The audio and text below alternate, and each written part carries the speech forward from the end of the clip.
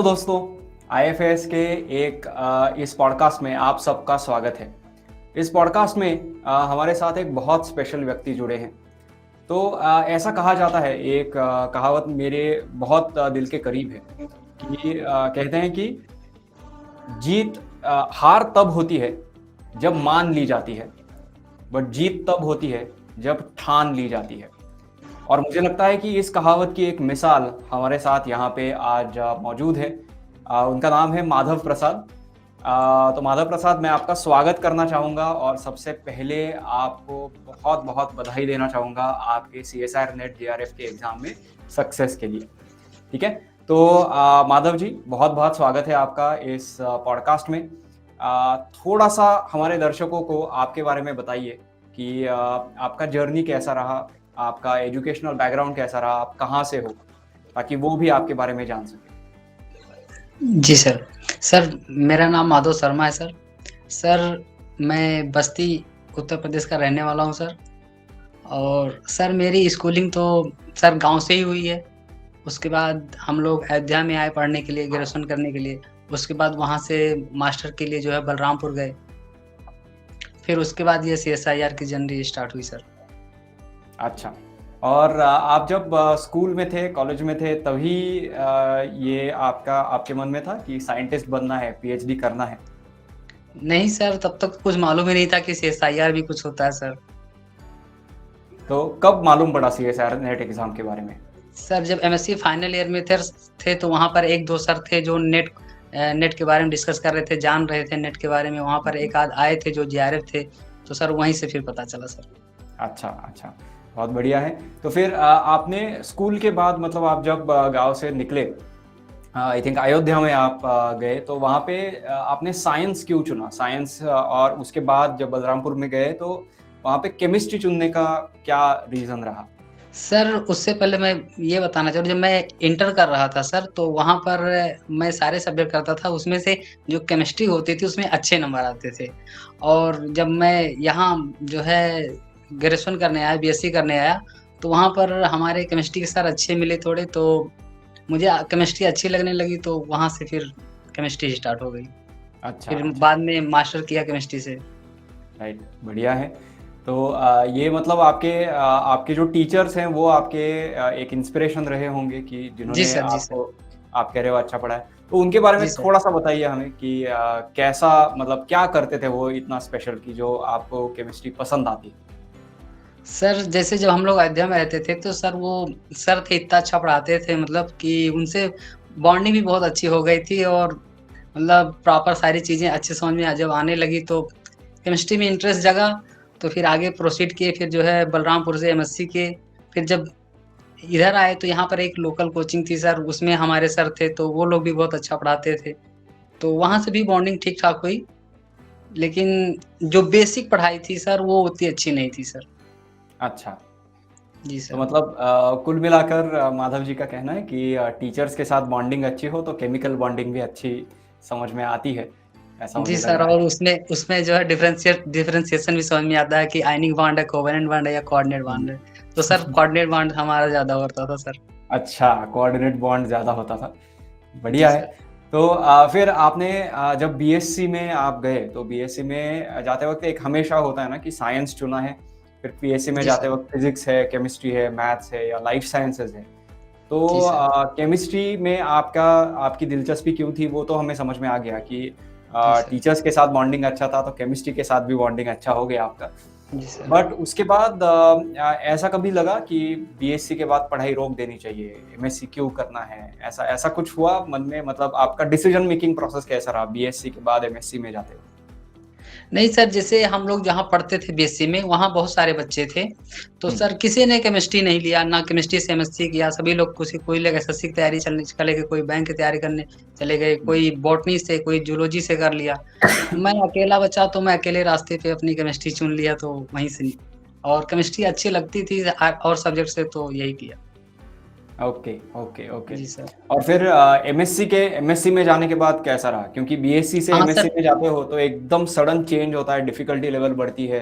Chemistry का एक जो आप कह सकते हो होराइज़न होते हैं, वो भी बड़े हो जाते हैं। तो जी फिर सर। एमएससी में पढ़ते वक़्त आपका थोड़ा-सा एक्सपीरियंस बताएँ, आपका स्टूडेंट लाइफ़ कैसा रहा उस टाइम? सर एमएससी में तो सर वहाँ पर तो ड्रेस कोड भी बहुत अलाउ हो गए थे जब हम लोग इंटर किए। उसके बाद सब कुछ ठीक-ठाक था सर, 1 साल तो किसी तरह से निकाले सर, उसके बाद जब सेकंड ईयर में पहुँचे तो सेकंड ईयर में सर सभी लोग ऑर्गेनिक लेने लगे हाँ, और और मैं अकेला बचा तो मैं इनऑर्गेनिक ले लिया और हमारे सर भी हमको मना कर रहे थे कि मत लीजिए ऐसा करिए। लेकिन हमने सुना था कि जो है नेट में जो है इनऑर्गेनिक जो है ज़्यादा काम आती है, ऑर्गेनिक में ज़्यादा बच्चे अच्छे से परफ़ॉर्म नहीं कर पाते। तो उसके बेसिस में मैं जाना चाह रहा था क्योंकि एमएससी फाइनल ईयर में हमें पता चल गया था कि हमें नेट करना है। हाँ, तो हाँ। उसमें कोऑर्डिनेशन और ऑर्गेनोमेटेलिक दोनों दोनों आते थे पोर्शन तो अधिकतर नेट के जो है मिल जाते। तो इसीलिए मैंने फिर इनऑर्गेनिक से किया और मैं अकेला ओके, अपने स्कूल में था, अपने कॉलेज में था जो इनऑर्गेनिक केमिस्ट्री से किया था। अच्छा, बहुत बढ़िया।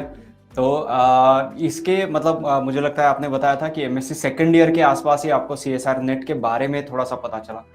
तो जी सर। फिर उसके आगे का आपका प्लान कैसा रहा कि मतलब एग्ज़ाम की तैयारी करेंगे, एग्ज़ाम क्रैक करेंगे या आपने कितने महीने का प्रिपरेशन किया था एग्ज़ाम से पहले? सर प्रिपरेशन तो बहुत लंबी चली सर, क्योंकि सर बेसिक क्लियर नहीं थे सर और अच्छा, और यहाँ पर आए तो यहाँ एक लोकल कोचिंग था सर, तो उसमें पढ़ाई किए तो कुछ इनऑर्गेनिक और थोड़ी ऑर्गेनिक समझ में आ गई, लेकिन सर थोड़ी फिजिकल आता ही नहीं था, तो बहुत बेसिक स सारी चीज़ें थी। फिजिकल मैं फाइनल ईयर में छोड़ भी दिया था, हुँ, तो हुँ, वो हुँ। सारी चीज़ें बहुत फेस करनी पड़ी, लेकिन फाइनली यहाँ तक पहुँचे सर। तो फिर जब ऑर्गेनिक थोड़ी बहुत समझने लगे, तो ऑर्गेनिक की हमने बहुत प्रैक्टिस की नेट के लिए। हाँ, हाँ, कैलेडन भी सॉल्व किया, गरुत्तर भी सॉल्व किया। आप लोग नेट्स की प्रॉब्लम करवा रहे थे सर, तो नेट्स भी सॉल्व किया था। राइट। मगर थोड़ा फिज़िकल पीछे रहता रहा आपका। फिजिकल सर अभी भी लग रहा है कि इससे पीछे है, क्योंकि इस बार एग्ज़ाम में मैंने फिजिकल अटेम्प्ट नहीं किए सर। ओके, और यही इनऑर्गेनिक है ऑर्गेनिक आपके ही सब सफलता किए। का राज़ ऐसा मुझे लग रहा है। जी सर, हाँ, फिजिकल में 2-3 क्वेश्चन किए तो भी गलत हो गए सर। अच्छा, अच्छा। ये अक्सर होता है फिज़िकल केमिस्ट्री में, बट कोई बात नहीं। यहाँ यहाँ पे मैं आपको पूछना चाहूँगा कि आपने जब आपका एमएससी कब हुआ? मतलब एमएससी से लेकर ये जेआरएफ तक का ये फ़ासला कितना बड़ा रहा? सर ये बहुत लंबा फासला था सर। सर इसको एक्सप्लेन करना बहुत टफ हमें भी लग रहा है सर। तो सर हम दो एक्चुअली उसी के बारे में जानना चाहेंगे। 2016-17 में 2016-17 में एमएससी हो गया था सर। हुँ, हुँ। उसके बाद नेट की तैयारी के लिए जो है प्रॉपर गाइडेंस नहीं था, सब कुछ था ही नहीं सर और खुद से करना था सर तो और राइट। लोकल कोचिंग का सहारा लिए तो उसमें कुछ समझ में नहीं आया तो फिर और इतने पैसे थे नहीं कि मैं जो है दिल्ली जाके तैयारी कर हुँ, सकूँ, हुँ, फिर यहाँ हुँ, हमारे हुँ। उत्तर प्रदेश में कोचिंग इतनी होती नहीं थी। Right, right. उसके बाद जो है कोविड आ गया, कोविड हुँ, में थोड़ी सारी चीज़ें सबकी बंद हो गई और हुँ, उसी दौरान हमारे घर में एक सिचुएशन आ गया, हमारे हुँ, भाई को थोड़ा दिक्कत हो गई, हुँ, हुँ, हुँ। उनको ब्रेन ट्यूमर हो गया था सर, तो प्रेशर अच्छा। तो सर बहुत था सर हुँ, हुँ, और उसके बाद मैं डिसाइड किया कि सर मैं क अब पढ़ाई छोड़ दूँगा सर और मैं कोई कंपनी जॉइन करने जा रहा हूँ। हुँ, हुँ। तो मैंने दोस्त से बात भी कर ली, इंटरव्यू भी फिक्स कर दिया, लेकिन हमारे भैया उस दिन जब अपने भाई को बताए, बड़े भाई को हुँ, कि हम जा रहे हैं कंपनी जॉइन करने, हुँ। तो उन्होंने डाँटा, कहा कि जो है एक भाई दिक्कत में आ गया तो पढ़ाई छोड़ दोगे? हम पे भरोसा नहीं। तो फिर हमने दोबारा पढ़ाई स्टार्ट किया सर और उसके और ये बाद बहुत फिर ज़रूरी भी होता है कि एक फैमिली का, फ्रेंड्स का एक सपोर्ट होता है, ये सपोर्ट बहुत ज़रूरी होता है। सर हमारे भैया ही हम लोगों को पढ़ाते थे सर। हुँ, हुँ। जो ग्रेजुएशन करवाए, पोस्ट ग्रेजुएशन करवाए और ये सारी चीज़ें यहाँ करवाए तो वही बहुत सपोर्ट करते थे सर। तो जब आपने उनको बताया कि जेआरएफ क्लियर हो गया है, तो उनको कैसा लगा? सर वो शायद रात भर सोए नहीं थे। अक्सर बहुत बढ़िया, बहुत अच्छी बात है।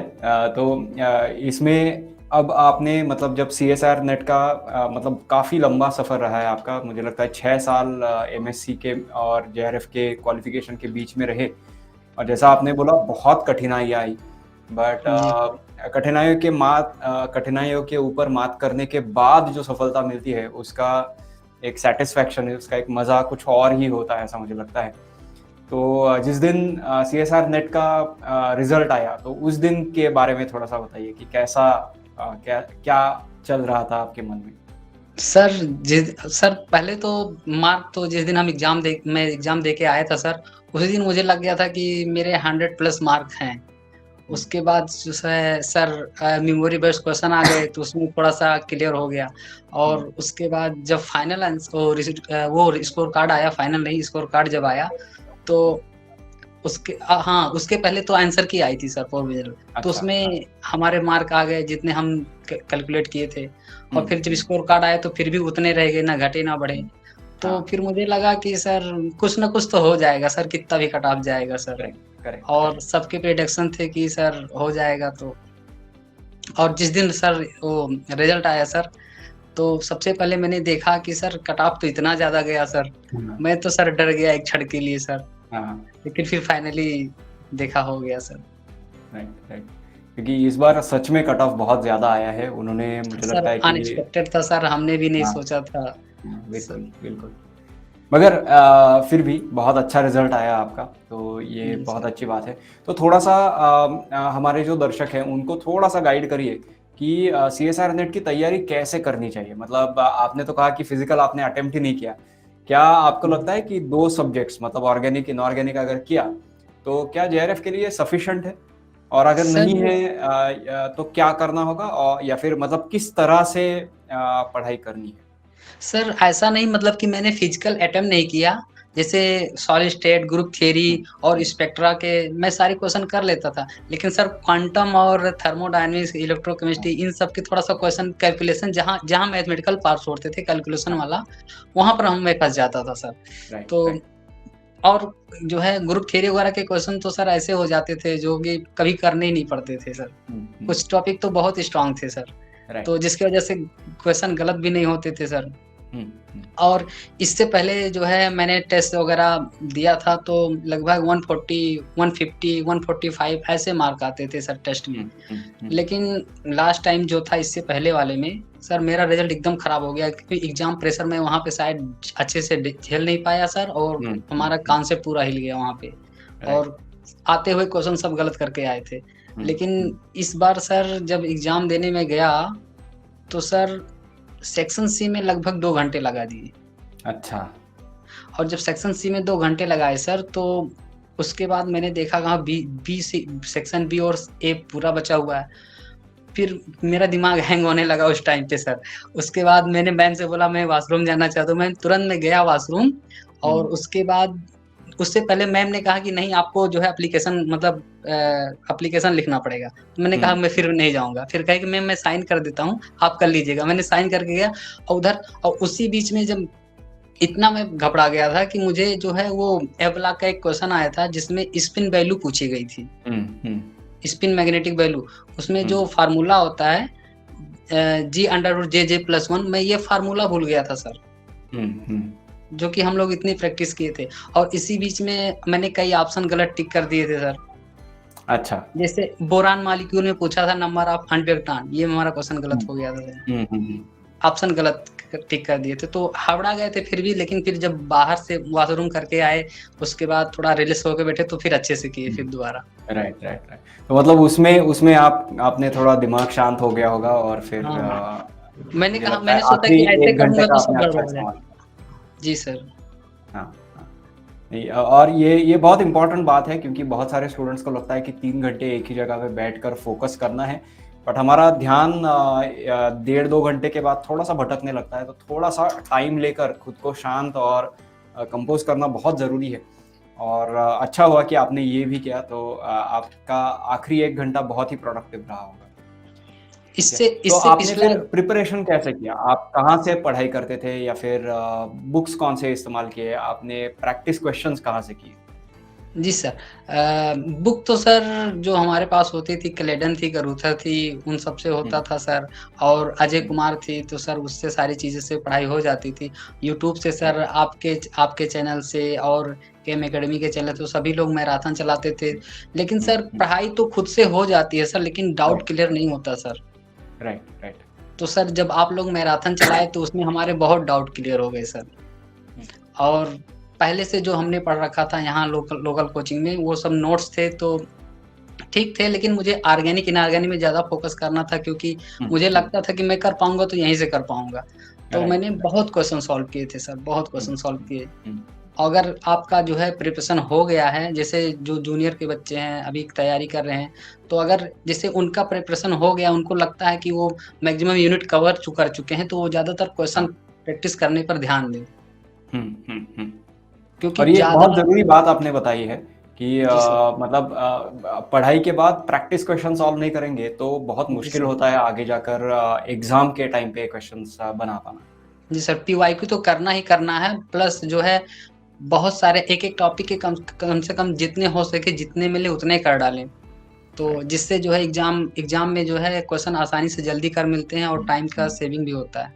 करेक्ट, नहीं तो करेक्ट, फिर बिल्कुल, एग्ज़ाम में अगर करते गए और कहीं एक क्वेश्चन फँसे कि नहीं हमें ये करना ही आता है, तो प्रैक्टिस नहीं तो सर फँस जाएँगे आप।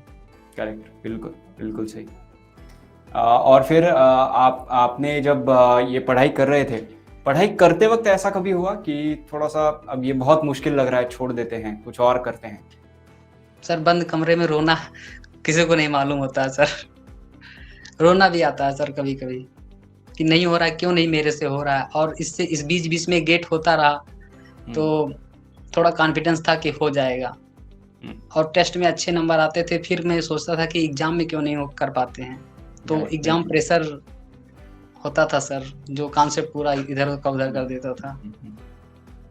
तो इसमें इसमें आपने खुद को मोटिवेट कैसे किया ऐसे समय पे? सर मोटिवेट सर घर से ही मिलती है सर। घर वालों की आशा होती है कि सर कुछ न कुछ तो कर ही जाएँगे। बिल्कुल। तो कैसे छोड़ दें सर जब और घर में इतने लोगों का सपोर्ट है कि हमारे ही सहारे आगे बढ़ना है, हुँ, हुँ। तो कैसे हम पीछे हट जाते सर। करते थे बिल्कुल सर सही बात आपने कही है और कि सर मतलब हमें कहीं पे हार नहीं माननी है, यही है, आगे जी बढ़ते सर, रहना है। जी सर, ये करोगे तो मुझे लगता है कि आपको जो भी सफलता चाहिए वो मिल जाएगी। जी तो सर हम लास्ट एक सवाल मैं पूछना चाहूँगा आपसे कि आपके यहाँ पे जो जूनियर्स हैं आगे का सीएसआर नेट एग्ज़ाम देने के लिए तैयारी कर रहे हैं, उनके लिए कोई ऐसा मैसेज, ऐसा कोई मंत्र आप देना चाहते हो कि सफलता पाने के लिए क्या करना चाहिए सीएसआर नेट में? तो आप क्या बताओगे? सर सीएसआईआर नेट में अगर सफलता पानी है सर तो प्रॉपर गाइडेंस गाइडेंस होना चाहिए और डाउट जो है अपना क्लियर रखना चाहिए। अगर हुँ, डाउट है तो आप कहीं न कहीं से क्लियर के लिए चाहे कोचिंग से लेके, चाहे अपने डाउट फैकल्टी से लेके, चाहे जैसे अगर आपके अंदर डाउट रहेगा तो वो हमेशा बना रहेगा, आपका हुँ, कॉन्सेप्ट हुँ। क्लियर नहीं होगा। तो बिल्कुल, सबसे पहले बिल्कुल। कॉन्सेप्ट क्लियर करना ज़रूरी होगा सर। बिल्कुल सही, बिल्कुल सही। कोई भी तैयारी कर रहा है और उसको क्वेश्चन तो करने ही पड़ेंगे। ऐसा हुँ, कोई सोचे हुँ। कि मैं बिना क्वेश्चन के हमें आता है कॉन्सेप्ट तो मैं कर लूँ, तो आपको कितना भी कॉन्सेप्ट क्लियर रहे लेकिन आपको अगर अच्छे से क्वेश्चन अटेम्प्ट करना नहीं आएगा तो आप फँस जाएँगे।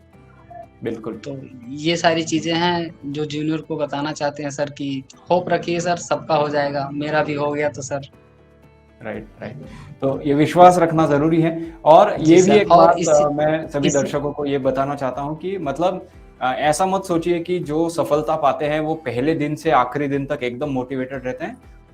ऊँच-नीच उतार-चढ़ाव आते रहते हैं, उनका सामना करके आगे बढ़ते रहना इसी का नाम सफलता है। तो ये जी बहुत सर। अच्छी बात माधव जी ने हम सबको बताई है। तो बहुत-बहुत शुक्रिया माधव यहाँ पे हमारे साथ जुड़ने के लिए। और कुछ कहना चाहेंगे आप सारे स्टूडेंट्स को? सर कहना क्या है सर कि सूरज जैसा बनना है तो सूरज जितना जलना होगा। बिल्कुल, नदियों सा आदर पाना है तो पर्वत छोड़ निकलना होगा और हम आदम के बेटे हैं, क्यों सोचे राह सरल होगा, कुछ ज़्यादा वक़्त लगेगा पर संघर्ष ज़रूर सफल होगा, हर संकट का वाह! हल होगा। वाह! वाह! बहुत बढ़िया, बहुत बढ़िया।